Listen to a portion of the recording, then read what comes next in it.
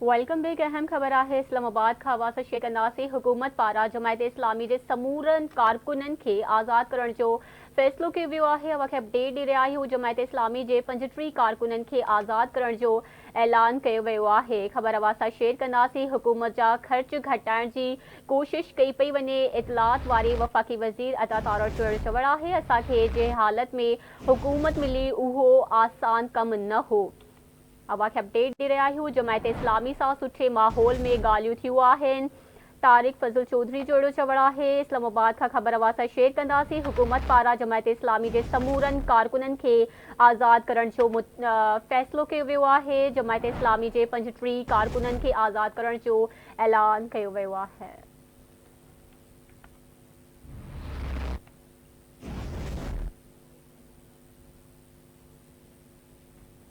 अहम ख़बर आहे, अवां सां शेयर कंदासीं। असांखे जंहिं हालत में हुकूमत मिली इहो आसान कमु न हो।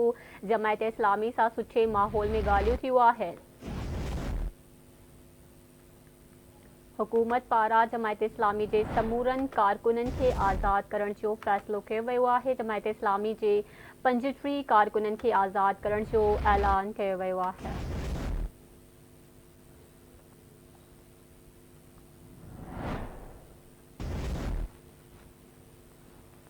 अवां खे अपडेट ॾेई रहिया आहियूं। हुकूमत पारां जमायत इस्लामी जे समूरनि कारकुननि खे आज़ादु करण जो फ़ैसिलो कयो वियो आहे। जमायत इस्लामी जे 35 कारकुननि खे आज़ादु करण जो ऐलान कयो वियो आहे। हुकूमत जा ख़र्च घटाइण जी कोशिश कई पई वञे।